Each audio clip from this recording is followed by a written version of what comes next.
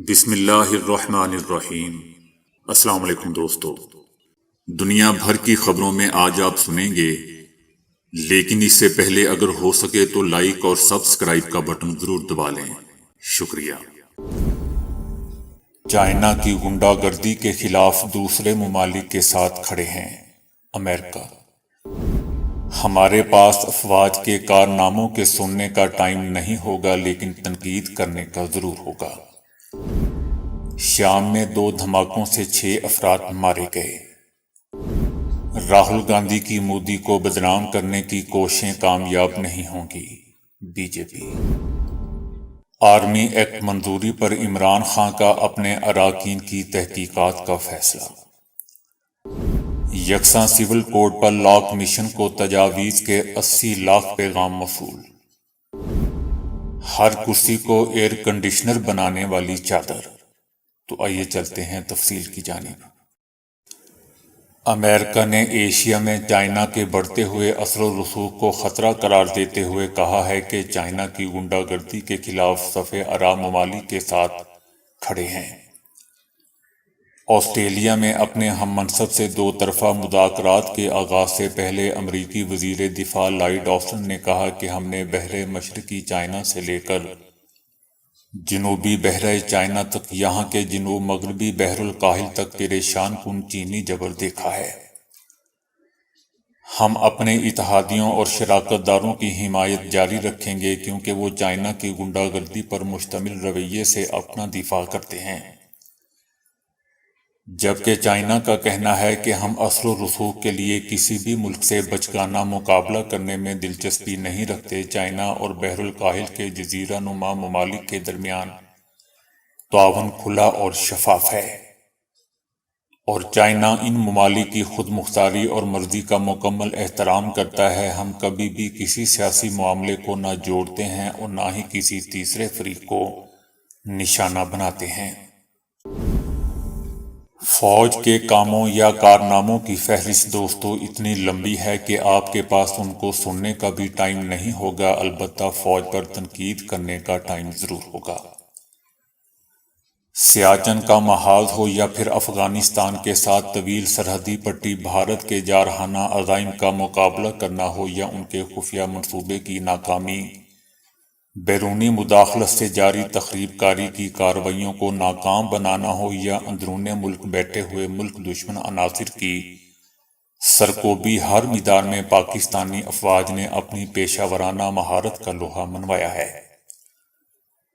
میرا پاکستانی آرمی کے اس کردار کا تذکرہ کرنا مطلوب ہے جو عام طور پر لوگوں کی نظروں سے اوجھل رہتا ہے۔ پاکستان کی مسلح افواج کا شمار دوستو دنیا کی بہترین افواج میں ہوتا ہے۔ پاک فوج نے اپنے پروفیشنلزم کی بدولت تاریخ میں اپنا ایک الگ مقام پیدا کیا ہے۔ محدود وسائل کے ساتھ بڑے سیکیورٹی چیلنجز کا سامنا کرتے ہوئے انہیں کامیابی سے ہمکنار کیا ہے۔ دنیا نے پاکستانی افواج کی خدمات کا ہر مقام پر اعتراف کیا ہے۔ میں اعداد و شمار کی مدد سے یہ بات باور کرانے کی کوشش کروں گا تاکہ بعض عناصر کی طرف سے پاک فوج کے بجٹ کے حوالے سے کیے جانے والے گمراہ کن پروپیگنڈے کی کلی کھولی جا سکے۔ پاک فوج کے حوالے سے تواتر کے ساتھ یہ بات کی جاتی ہے کہ بجٹ کا 70% دفاع پر خرچ ہوتا ہے، حالانکہ حقیقت اس کے برعکس ہے۔ گزشتہ 50 سال کے دوران پاکستان کا دفاعی بجٹ بہت کم ہو گیا ہے۔ بجٹ 2021-2022 میں ڈیفنس سروسز کے لیے کل بجٹ کا محض 16% ہے۔ اس 16% سے مختص بجٹ میں سے 8,487 ارب روپے میں سے پاک فوج کو محض 594 ارب روپے ملتے ہیں۔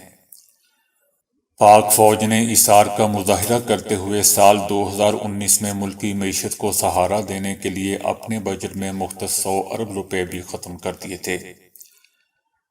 پاکستان دنیا کے سب سے زیادہ فوجی اخراجات والے 40 ممالک کی فہرست میں 23ویں نمبر پر ہے۔ دیگر ممالک کے دفاعی اخراجات دن بدن بڑھ رہے ہیں اور پاکستان کے کم ہو رہے ہیں۔ پاکستان کے 8 ارب ڈالر کے دفاعی بجٹ کے مقابلے میں بھارت 76 ارب ڈالر خرچ کرتا ہے۔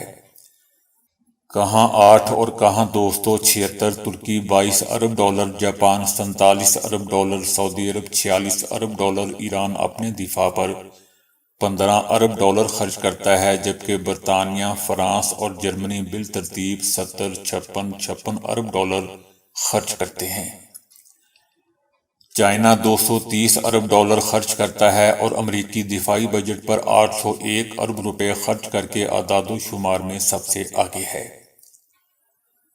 بھارتی دفاعی بجٹ پاکستان کے دفاعی بجٹ سے 9 گنا زیادہ ہے۔ سب سے حیرت کی بات دوستو یہ ہے کہ پاکستان کے پاس دنیا کی 7ویں بڑی فوج ہے اور اس کے اخراجات سب سے کم ہے۔ امریکہ اپنے ایک فوجی پر 4 لاکھ ڈالر خرچ کرتا ہے، سعودی عرب 3.5 lakh dollar, Bharat 25,000 dollar, Iran 23,000 dollar, جبکہ پاکستان اپنے ایک فوجی پر 12,000 ڈالر فی فوجی خرچ کرتا ہے۔ لیکن کیا پاکستانی فوج کا پیشہ ورانہ معیار کم ہوا؟ حالانکہ قدرتی طور پر یہ سوال پیدا ہوتا ہے کہ اخراجات میں کمی سے پیشہ ورانہ اہلیت میں بھی کمی واقع ہوتی ہے، لیکن ایسا نہیں ہے۔ جبکہ پاکستانی افواج کا شمار دنیا کی 7ویں طاقتور ترین فوج میں ہوتا ہے، جبکہ پاک فوج نے اپنے ساتھ جڑے افراد اور شہداء کے خاندانوں کی فلاح و بہبود کا بیڑا بھی اٹھایا ہوا ہے۔ جن لوگوں نے مادر وطن کی حفاظت کے لیے اپنی جان کے نذرانے پیش کیے، ان کے خاندانوں کو فوج اپنی بنیادی ذمہ داری سمجھتی ہے۔ فوجی فاؤنڈیشن اور آرمی ویلفیئر ٹرسٹ کاروباری منصوبے نہیں ہیں، بلکہ ان کی آمدنی کا 73% سے زیادہ شہداء، جنگ کے زخمیوں، معذور فوجیوں اور ریٹائرڈ فوجی اہلکاروں پر خرچ کیا جاتا ہے، جبکہ یہ تنظیمیں شہریوں کی ایک بڑی تعداد کو ملازمتیں بھی فراہم کرتی ہے، جبکہ 83% بنتا ہے۔ پاک فوج نے تعلیم کے منصوبوں میں بھی اپنا کردار ادا کیا ہے۔ پاک فوج نے تعلیم کے منصوبوں میں بھی اپنا کردار ادا کیا ہے، جس کے باعث پاکستان بھر میں تعلیمی ادارے اپنے معیار کی بدولت ایک عالمی مقام حاصل کر چکے ہیں۔ 113 اسکولوں کی نگرانی پاک فوج کے ذریعے کی جاتی ہے اور بلوچستان بھر میں تقریباً 40,000 طلباء ان اسکولوں میں زیر تعلیم ہیں۔ اگر میں ان کا بتانا شروع کر دوں تو دوستو بات بہت لمبی ہو جائے گی، جیسا کہ medical sciences, military colleges, technical education وغیرہ شامل ہیں۔ پاک فوج نے پاکستان کے پسماندہ علاقوں میں طبی سہولیات کا جال بچھا دیا ہے۔ فرنٹیئر کور کی جانب سے لگائے گئے 650 فری میڈیکل کیمپوں میں 60,000 مریضوں کا علاج کیا جاتا ہے۔ ٹیلی میڈیکل سینٹرز ویڈیو لنک پر دور دراز علاقوں میں طبی خدمات فراہم کر رہے ہیں۔ اب تک تقریباً 25,000 مریض اس سہولت سے فائدہ اٹھا چکے ہیں۔ فوج کے کاموں یا کارناموں کی دوستو فہرست اتنی لمبی ہے کہ آپ کے پاس ان کو سننے کا بھی ٹائم نہیں ہوگا، البتہ تنقید کرنے کا ضرور ہوگا۔ شام کے دارالحکومت دمشق میں 2 بم دھماکوں کے نتیجے میں 6 افراد مارے گئے ہیں۔ ایک واقعہ حضرت زینب رضی اللہ تعالی عنہ کے مزار کے قریب، جبکہ دوسرا پانی اور شربت کی سبیل کے قریب ہوا۔ بم کو ایک موٹر سائیکل میں نصب کیا گیا تھا، جس کے باعث زیادہ جانی نقصان نہیں ہوا۔ حضرت زینب رضی اللہ تعالی عنہ کے مزار کے قریب ہونے والے اس واقعے میں زخمی ہونے والے 26 افراد کا ہسپتالوں میں علاج چل رہا ہے، جبکہ دیگر 20 بنیادی طبی امداد فراہم کرنے کے بعد رخصت ہو گئے ہیں۔ واقعے کے فوری بعد سیکیورٹی اداروں اور ریسکیو اہلکاروں نے علاقے کو گھیرے میں لے لیا تھا۔ راہل گاندھی نے الزام لگایا کہ بی جے پی یا مودی کو صرف اقتدار میں دلچسپی ہے اور وہ ملک کو تقسیم کرنے کی کوشش کر رہے ہیں، کیونکہ انہیں لوگوں کے دکھ اور درد کی پرواہ نہیں ہے۔ اس پر بی جے پی کا کہنا ہے کہ بی جے پی کو بدنام کرنے کی ایسی کوششیں کامیاب نہیں ہوں گی۔ لوگ سچائی کو جانتے ہیں اور وہ 2024 میں پھر سے نریندر مودی کو وزیر اعظم بنائیں گے۔ بی جے پی کا یہ رد عمل دوستو اس وقت سامنے آیا جب راہل گاندھی نے الزام لگایا کہ مودی کو صرف اقتدار میں دلچسپی ہے اور وہ ملک کو تقسیم کرنے کی کوشش کر رہے ہیں۔ راہل گاندھی نے کہا کہ ریاست منی پور ہی نہیں بلکہ بی جے پی پورے ملک کو آگ میں جلا سکتی ہے۔ انہوں نے مودی کی فسادات پر مکمل خاموشی پر سخت تنقید بھی کی اور کہا کہ مودی صرف اپنے دوستوں کے دفاع میں مصروف ہیں۔ عمران خان نے آرمی ایکٹ کی منظوری کے حوالے سے سینٹ میں اپنے اراکین کے کردار کی تحقیقات کا فیصلہ کیا ہے۔ اجلاس عمران خان کی صدارت میں ہوا، جس میں ملک کی مجموعی سیاسی صورتحال، آئندہ انتخابات کی جماعتی سطح پر تیاریوں اور سیاسی حکمت عملی سمیت اہم امور پر تفصیلی تبادلہ خیال کیا گیا۔ اجلاس میں ایوان بالا میں آرمی ایکٹ کی منظوری کے عمل میں تحریک انصاف کے اراکین کے کردار کا بھرپور جائزہ لیا گیا۔ اس موقع پر عمران خان کی جانب سے آرمی ایکٹ میں ترامیم کی منظوری کے حوالے سے تحریک انصاف کے اراکین کے کردار کی باضابطہ تحقیقات کی منظوری دے دی گئی۔ سینیٹر شبلی فراز پر مشتمل ایک رکنی کمیشن بلا تاخیر تحقیقات مکمل کر کے عمران خان کو پیش کرے گا، جس کے بعد کمیشن کی سفارشات کی روشنی میں پارٹی پالیسی سے انحراف کے مرتکب افراد کے خلاف کارروائی کو آگے بڑھایا جائے گا۔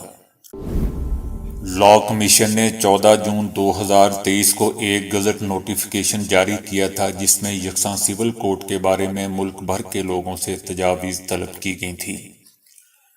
یکساں سول کوڈ کے حوالے سے لاء کمیشن کو اب تک تقریباً 80 لاکھ پیغامات موصول ہو چکے ہیں۔ لاء کمیشن کا کہنا ہے کہ آنے والے دنوں میں وہ ان تنظیموں سے ملاقات کرے گا جنہوں نے اسے تفصیلی اور تحریری تجاویز دی ہیں۔ لاء کمیشن خواتین کی کئی تنظیموں اور ان لوگوں سے بھی ملاقات کرے گا جنہوں نے یکساں سول کوڈ کے حوالے سے بہترین اور حقائق پر مبنی تجاویز دی ہیں۔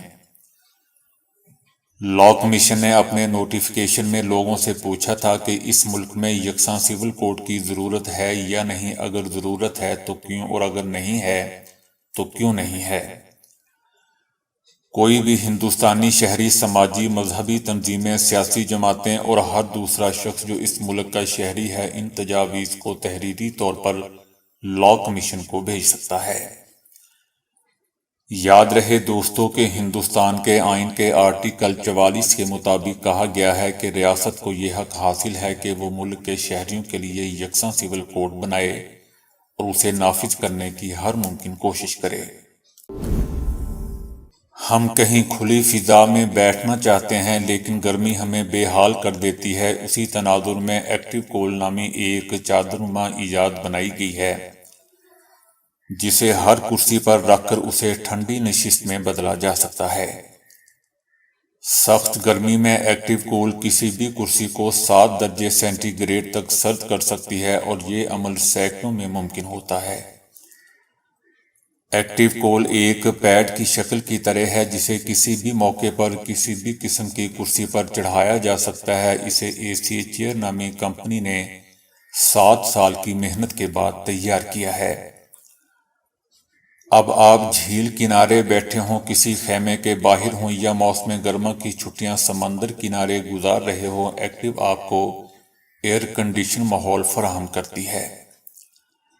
یہاں تک کہ اس کے اوپر لگی چھتری بھی ٹھنڈی ہوا پھینکتی ہے اور دھوپ سے بچاتی ہے۔ اس چھتری کو سن کینوپی کا نام دیا گیا ہے۔ ایکٹیو کو 5000 mAh بیٹری کے ساتھ بآسانی چلایا جا سکتا ہے۔ صرف ایک بٹن دباتے ہیں، کرسی سرد خانہ کی شکل اختیار کر جاتی ہے۔ تنہائی کے متعلق شاید ہی کوئی اچھی رائے رکھتا ہو، لیکن اب ماہرین نے تنہا رہنے والے لوگوں کے بارے میں ایک ایسا انکشاف کر دیا ہے کہ تنہا نہ رہنے والے اس پر شاید رشک کرنے لگیں گے۔ ماہرین نے بتایا ہے کہ جو لوگ تنہا رہتے ہیں وہ دوسروں کی نسبت زیادہ ذہین ہوتے ہیں۔ اس تحقیق میں سائنسدانوں نے درجنوں لوگوں پر تحقیق کی۔ سائنسدانوں نے تنہائی اور محفل میں ان لوگوں کی خوشی کا لیول چیک کیا اور اس کا ان کے آئی کیو سے موازنہ کر کے رزلٹ مرتب کیے۔ سائنسدانوں نے بتایا کہ جن لوگوں کا آئی کیو لیول بہت زیادہ تھا اور وہ انتہائی ذہین تھے، وہ دوستوں کی محفل کی بجائے تنہائی میں زیادہ خوش رہنے والے لوگ تھے۔ اس کے برعکس جو لوگ دوستوں اور رشتہ داروں کی محفل میں زیادہ خوش رہتے تھے وہ ذہانت میں دوسروں لوگوں سے بہت ہی پیچھے پائے گئے۔ سائنسدانوں کا کہنا تھا کہ تنہائی اور ذہانت کے درمیان تعلق کیا ہے، اس سوال کا جواب جاننے کے لیے مزید تحقیق کی ضرورت ہوگی۔ امریکی ماہرین نے مچھر بھگانے والا ایک لوشن بنایا ہے جس میں جنیاتی انجینئرنگ کا استعمال کیا گیا ہے۔ ایک مرتبہ لوشن 15 دن تک مچھروں کو آپ سے دور رہنے پر مجبور کر دے گا۔ دوسری جانب جلد پر لگائے جانے والے مچھر بھگانے والے جو لوشن آج استعمال ہو رہے ہیں وہ چند گھنٹوں میں اپنی تاثیر کھو دیتے ہیں اور حساس جلد والوں کے لیے تکلیف کی وجہ بنتے ہیں۔ ہماری جلد پر کئی قسم کے خردنامیے پائے جاتے ہیں، لیکن یہ لوشن جنیاتی طور پر تبدیل شدہ کئی خردنامیے جلد پر متعارف کراتا ہے۔ عام حالات میں ہماری جلد سے خردنامیوں سے کئی طرح کی بو اٹھتی ہے جو صرف مچھروں کو بھاتی ہے اور وہ کاٹنے کے لیے انسانوں کی جانب لپکتے ہیں۔ یہ لوشن جنیاتی سطح پر جلد سے خارج ہونے والی بو کو اس طرح تبدیل کرتی ہے کہ مچھر اس جانب راغب نہیں ہوتے۔ لوشن کے بارے میں اہم بات یہ ہے کہ ایک مرتبہ استعمال ہونے کے بعد مسلسل 15 روز تک آپ مچھروں کے شر سے محفوظ رہ سکتے ہیں، یہاں تک کہ ہاتھ منہ دھونے اور نہانے سے بھی اس کے اثرات ختم نہیں ہوتے۔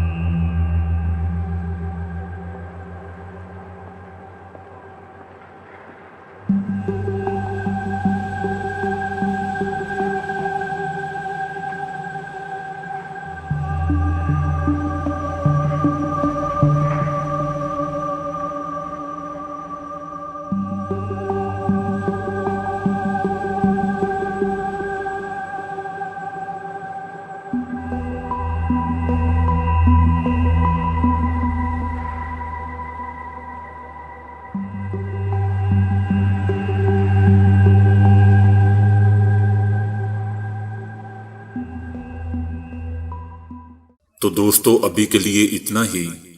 ویڈیو کو لائک اور شیئر کرنے کا بہت بہت شکریہ۔